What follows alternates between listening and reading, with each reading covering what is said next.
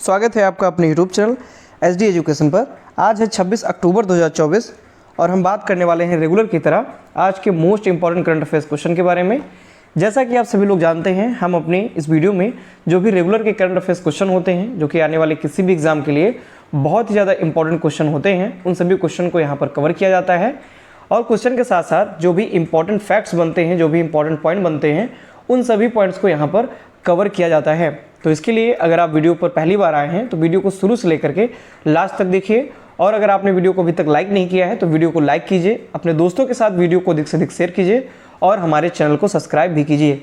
बढ़ते हैं अपने क्वेश्चन में आगे की तरफ। और सबसे पहले क्वेश्चन की बात करिए अगर, तो हाल ही में किस राज्य सरकार ने आवासीय विद्यालयों का नाम महर्षि वाल्मीकि के नाम पर रखने की घोषणा की है? यानी कि किस राज्य सरकार के जो आवासीय विद्यालय हैं, यानी कि जो आवासीय, आप सभी लोग जानते हैं कि जहाँ पर जो स्टूडेंट्स होते हैं वहाँ रह करके जो जिन विद्यालयों में अध्ययन करते हैं, तो आवासीय छात्र जो विद्यालय हैं उनका नाम अब बदल करके महर्षि वाल्मीकि के नाम पर रखने की घोषणा किस राज्य सरकार के द्वारा की गई है? तो ए ऑप्शन है तमिलनाडु, बी ऑप्शन है कर्नाटक, सी ऑप्शन है केरल और डी ऑप्शन है गोवा। तो इस प्रश्न का सही जवाब है ऑप्शन नंबर बी, यानी कर्नाटक राज्य सरकार ने आवासीय विद्यालयों का नाम महर्षि वाल्मीकि के नाम पर रखने की घोषणा की हुई है। आप यहाँ आर्टिकल भी देख सकते हैं, इंडिया टुडे का आर्टिकल है, Karnataka government to rename residential school as Maharshi Valmiki schools. यानी जो रेसिडेंशियल स्कूल होंगे, आवासीय विद्यालय होंगे, उनका नाम अब कर्नाटक सरकार बदल करके महर्षि वाल्मीकि स्कूल के नाम पर करेगी। बढ़ेंगे हम अगर अगले पॉइंट की तरफ हम बात करें, तो कर्नाटक के जो मुख्यमंत्री हैं वर्तमान में, सिद्धरमैया, इन्होंने घोषणा की कि सभी अनुसूचित जनजाति आवासीय विद्यालय और रायचूर विश्वविद्यालय का नाम महर्षि वाल्मीकि के नाम पर रखा जाएगा। यानी जो महर्षि वाल्मीकि जी हैं, इनके नाम पर जो आवासीय विद्यालय होंगे उनका नाम रखा जाएगा। सिद्धरमैया ने महर्षि वाल्मीकि की शिकारी से विद्वान बनने और रामायण लिखने की यात्रा की सराहना भी की है। अगले क्वेश्चन की तरफ बढ़ते हैं। नेक्स्ट क्वेश्चन है हमारा, हाल ही में किसे मानवीय कार्यों के लिए कॉन्शियस कंपनी अवार्ड में सम्मानित किया गया? यानी जो मानवीय कार्य हैं उनके लिए कॉन्शियस कंपनी के अवार्ड में किसको सम्मानित किया गया है? तो ए ऑप्शन है मोहन जी, बी ऑप्शन है अनुराग कश्यप, सी ऑप्शन है राजदार सिंह और डी ऑप्शन है अनूप छेत्री। तो इस प्रश्न का सही जवाब है ऑप्शन नंबर ए, यानी हाल ही में मोहन जी को मानवीय कार्यों के लिए कॉन्शियस कंपनी अवार्ड में सम्मानित किया गया। आप यहाँ आर्टिकल में भी देख सकते हैं, Mohan ji honoured with humanitarian award at 2024 conscious companies award in Johannesburg South Africa. यानी ये अवार्ड इनको साउथ अफ्रीका जोहान्सबर्ग में दिया गया। तो 9वें कॉन्शियस कंपनीज अवार्ड में मोहन जी को मानवीय पुरस्कार से सम्मानित किया गया। तो ये कब इनको सम्मानित किया गया? तो 19 सितंबर 2024 को जोहान्सबर्ग दक्षिण अफ्रीका में इनको इस सम्मान से सम्मानित किया गया। यह जो पुरस्कार है उनके वैश्विक मानवीय कार्यों और उच्च मानवीय मूल्यों के प्रति उनकी प्रतिबद्धता को मान्यता देता है और इसीलिए इनको इस अवार्ड से सम्मानित किया गया है। इसमें इन्होंने करुणा, दया और अहिंसा शामिल है, यानी कि इनके जो मानवीय कार्य हैं उनमें करुणा, दया और अहिंसा ये सभी शामिल हैं। अगले क्वेश्चन की तरफ अगर हम बढ़ें तो नेक्स्ट क्वेश्चन है हमारा, हाल ही में किस राज्य सरकार ने किडनी रोगियों के लिए निःशुल्क डायलिसिस की घोषणा की हुई है? यानी किस स्टेट गवर्नमेंट ने ये आदेश दिया हुआ है कि जो किडनी रोगी होंगे उनके लिए निःशुल्क डायलिसिस की जो है वो घोषणा की है?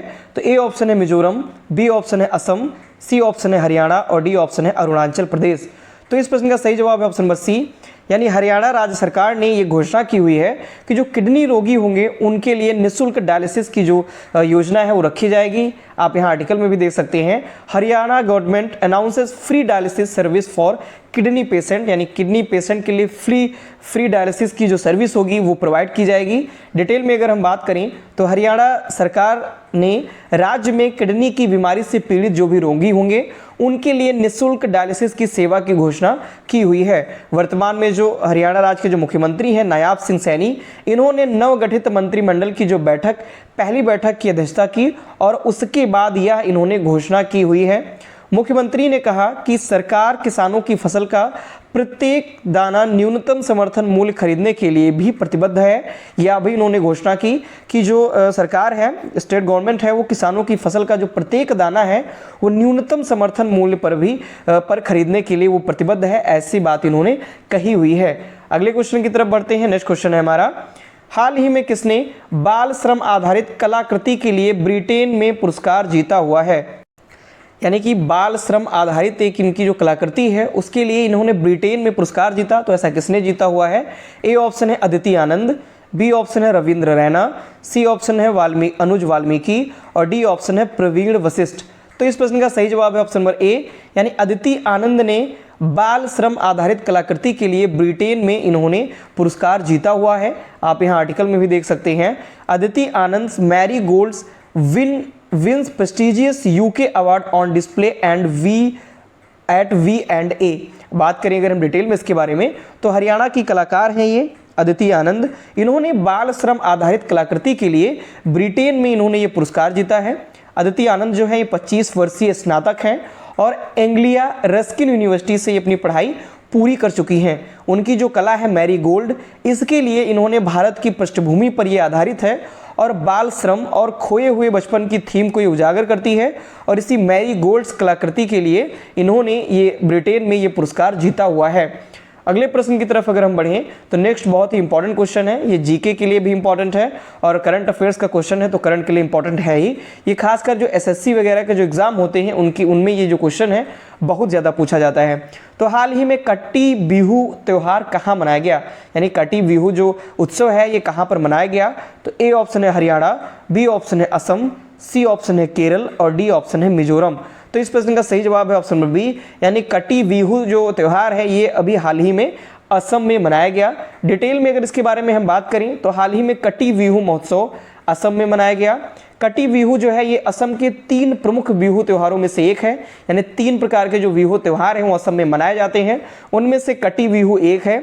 यह जो त्यौहार है अक्टूबर के मध्य में मनाया जाता है, यानी अक्टूबर के मध्य में या फिर लगभग लास्ट अक्टूबर होते तक ये जो त्यौहार है ये मनाया जाता है। कट्टी बिहू को कोंगली बिहू के नाम से भी जाना जाता है, यानी इसका अन्य नाम कोंगली बिहू भी है। और इस दिन चावल के पौधों को दूसरी जगह स्थानांतरित किया जाता है और यह जो त्यौहार है सादगी और गंभीरता के साथ में मनाया जाता है। खासकर ये फसल आधारित त्यौहार है और ये असम में मनाया जाता है। अगले क्वेश्चन की तरफ अगर हम बढ़ें तो नेक्स्ट क्वेश्चन है हमारा, हाल ही में भारत सरकार ने किसके साथ मिलकर स्कैम से बचो अभियान शुरू किया? यानी स्कैम जो होता है आजकल आप सभी लोग जानते हैं बहुत सारे स्कैम देखने को मिल रहे हैं, तो स्कैम से लोगों को जागरूक करने के लिए लोगों के बीच में स्कैम से संबंधित जानकारियां जो हैं वो पहुंचाने के लिए भारत सरकार ने किसके साथ मिलकर स्कैम से बचो अभियान शुरू किया? तो ए ऑप्शन है गूगल, बी ऑप्शन है एक्स, आप सभी लोग जानते हैं ट्विटर जो है उसका नाम चेंज करके एक्स कर दिया गया है, सी ऑप्शन है मेटा और डी ऑप्शन है माइक्रोसॉफ्ट। तो इस प्रश्न का सही जवाब है ऑप्शन नंबर सी, यानी भारत सरकार और मेटा ने इन दोनों ने मिलकर स्कैम से बचो जो अभियान है वो शुरू किया हुआ है। अगर डिटेल में इसके बारे में बात करें तो मेटा ने भारतीय सरकार के साथ मिलकर स्कैम से बचो अभियान की शुरुआत की है। इसमें नागरिकों को ऑनलाइन सुरक्षा के बारे में शिक्षित किया जाएगा, यानी जो ऑनलाइन सुरक्षा होगी, जो भी किस प्रकार से हम ऑनलाइन जो फ्रॉड होते हैं उनसे बच सकते हैं, ऑनलाइन जो स्कैम्स होते हैं उनसे कैसे हम बच सकते हैं, इन सभी के बारे में शिक्षित किया जाएगा। यह जो पहल है ये साइबर धोखाधड़ी के बढ़ते खतरों को संबोधित करती है, जो 2021 में 11 लाख मामलों तक पहुंच गई है। यानी 2023 तक के ये जो मामले हैं साइबर अपराध के, ये लगभग 11 लाख तक के जो मामले हैं वो पहुंच गए हैं। और इन्हीं के बारे में लोगों को जागरूक करने के लिए स्कैम से बचो ये जो अभियान है ये मेटा और भारतीय सरकार ये दोनों मिलकर के कर रही हैं। अगले क्वेश्चन की तरफ बढ़ेंगे। नेक्स्ट क्वेश्चन है हमारा, हाल ही में समाचारों में दिखाई देने वाला कैनरी द्वीप समूह किस महासागर में स्थित है? यानी भी हाल ही फिलहाल में कैनरी द्वीप समूह जो है ये बहुत ज़्यादा चर्चों में रहा है, तो ये कहाँ पर स्थित है, किस महासागर में स्थित है? तो ए ऑप्शन है अटलांटिक महासागर, बी ऑप्शन है प्रशांत महासागर, सी ऑप्शन है भारतीय महासागर और डी ऑप्शन है आर्कटिक महासागर। तो इस प्रश्न का सही जवाब है ऑप्शन नंबर ए, यानी जो कैनरी द्वीप समूह है ये अटलांटिक महासागर में स्थित है। इसके बारे में अगर हम डिटेल में बात करें तो राहत दल स्पेन के कैनरी द्वीपों के पास उनकी जो नाव है वो पलटने के बाद 48 जो लापता प्रवासियों की खोज कर रहे हैं। यानी कैनरी द्वीप में 48 एक नाव पलट गई जिससे 48 जो प्रवासी थे, लापता प्रवासी थे, वो उसी में गुम हो गए। तो उनके खोजने के लिए राहत दल, स्पेन राहत दल जो है वो उनकी खोज कर रहा है। इसीलिए हाल ही फिलहाल में जो कैनरी द्वीप है ये चर्चे में आया है, क्योंकि यहाँ पर 48 लोग हैं जो लापता हो गए हैं। केनरी द्वीप के बारे में बात करें तो केनरी द्वीप एक द्वीप समूह है जो अटलांटिक महासागर में स्थित है। यानी कहाँ पर है ये अटलांटिक महासागर में है। ये मुख्य भूमि स्पेन के दक्षिण में लगभग 1300 किलोमीटर और मोरक्को के पश्चिम में 115 किलोमीटर की दूरी पर है। यानी मुख्य भूमि जो स्पेन है, स्पेन देश जो है उसके दक्षिण में 1300 किलोमीटर और मोरक्को के पश्चिम में 115 किलोमीटर की दूरी पर ये जो कैनरी द्वीप है ये स्थित है। ये दो स्पेनिश प्रांतों लॉस पल्मोस और सांता क्रूज डे टेनरिफ से मिलकर बने हैं। यानी कि ये जो कैनरी द्वीप समूह है ये दो स्पेनिश प्रांत हैं, लॉस पल्मोस और सांता क्रूज डे टेनरिफ, इन दोनों से मिलकर के ही ये जो कैनरी द्वीप समूह है ये बना हुआ है। और ये कहाँ पर स्थित है तो ये अटलांटिक महासागर में स्थित है। अगले क्वेश्चन तक की तरफ बढ़ते हैं। नेक्स्ट क्वेश्चन है हमारा, नमस्ते योजना जो हाल ही में समाचारों में देखी गई किस श्रमिक समूह से संबंधित है। यानी जो नमस्ते योजना है, बेसिकली बहुत ही इंपॉर्टेंट क्वेश्चन है ये। नमस्ते योजना जो है ये किस श्रमिक समूह से संबंधित है। तो ए ऑप्शन है कृषि श्रमिक, बी ऑप्शन है स्वास्थ्य श्रमिक, सी ऑप्शन है निर्माण श्रमिक और डी ऑप्शन है स्वच्छता श्रमिक। तो इस प्रश्न का सही जवाब है ऑप्शन नंबर डी, यानी नमस्ते योजना जो है ये स्वच्छता श्रमिक जो है उनसे संबंधित है। इसके बारे में आप अगर डिटेल में बात करें, आर्टिकल में भी देख सकते हैं नमस्ते योजना ये क्या है। इसके बारे में अगर हम बात करें तो भारतीय सरकार ने सीवर और सेप्टिक टैंक श्रमिकों का समर्थन करने और सीवर सफाई को यांत्रिक बनाने के लिए नमस्ते जो कार्यक्रम है ये शुरू किया हुआ है। यानी जो सीवर होते हैं, जो सेप्टिक टैंक होते हैं, उनका जो उनकी मतलब जो सफाई करते हैं वो श्रमिक जो होते हैं उनके लिए ये जो योजना है नमस्ते कार्यक्रम योजना ये शुरू की गई है। इसके तहत उनको सीवर सफाई के लिए यांत्रिक जो है यंत्र जो है वो प्रोवाइड किए जाएंगे। 38,000 से अधिक श्रमिकों का जो प्रोफाइल है वो इस नमस्ते योजना के अंतर्गत बनाया गया है, जिसमें 68.9% अनुसूचित जातियां, 14.7% अन्य पिछड़ा वर्गों और 8.3% अनुसूचित जनजातियों से है। यानी ये इतने लोग जो हैं ये इस क्षेत्र में यानी स्वच्छता सफाई के अंतर्गत आते हैं और इनकी जो प्रोफाइल है वो 38,000 से अधिक श्रमिकों की जो प्रोफाइल है वो इस नमस्ते कार्यक्रम योजना के तहत बनाई गई है। इस कार्यक्रम का उद्देश्य खतरनाक मैनुअल सफाई के कारण होने वाली मौतों को रोकना है। यानी कि ये जो काम होता है सीवर साफ करना या सेप्टिक टैंक को की सफाई करना, इसके अंतर्गत काफ़ी सारे खतरे होते हैं जिनके कारण कई जो श्रमिक होते हैं उनकी मौत भी हो जाती है। तो इन मौतों को कम करने के लिए, इन मौतों को रोकने के लिए ये जो नमस्ते कार्यक्रम योजना है ये चलाई गई है। अगले क्वेश्चन की तरफ बढ़ते हैं। नेक्स्ट क्वेश्चन है हमारा, कौन सी राज्य सरकार ने 25वें हार्निवल महोत्सव के लिए वेल्स के साथ साझेदारी की हुई है। यानी किस राज्य सरकार ने जो हार्निवल महोत्सव है इसके लिए वेल्स के साथ साझेदारी की। तो ए ऑप्शन है असम, बी ऑप्शन है मिजोरम, सी ऑप्शन है नागालैंड और डी ऑप्शन है मणिपुर। तो इस प्रश्न का सही जवाब है ऑप्शन नंबर सी, यानी नागालैंड राज्य सरकार ने 25वें हार्निवल महोत्सव के लिए वेल्स के साथ में साझेदारी की हुई है। आप यहाँ आर्टिकल में देख सकते हैं, Nagaland gears up for 25th Hornbill festival celebration. यानी हाल ही फिलहाल में नागालैंड में अभी हार्निवल महोत्सव जो कि 25वां संस्करण था वो मनाया गया और इसके लिए वेल्स को कंट्री पार्टनर के रूप में चुना गया था। मुख्यमंत्री हैं जो वर्तमान में नागालैंड के नेफ्यू रियो, इन्होंने वेल्स की यात्रा के दौरान वेल्स सरकार, ब्रिटिश काउंसिल और वेल्स आर्ट्स इंटरनेशनल के साथ इस समझौते की घोषणा भी की थी। और इसका जो उद्देश्य है वो द्विपक्षीय संबंधों को मजबूत भी करना है। यानी जो वेल्स है और जो भारत है, इन दोनों देशों के बीच में जो द्विपक्षीय संबंध हैं इनको मजबूत करना इसका प्रमुख उद्देश्य है। हार्निवल महोत्सव जो है ये खासकर नागालैंड में मनाया जाता है। हार्निवल पक्षी होता है, उसी के नाम पर ही ये जो हार्निवल महोत्सव है इसका नाम पड़ा हुआ है और ये नागालैंड में मनाया जाने वाला एक बहुत ही महत्वपूर्ण महोत्सव होता है।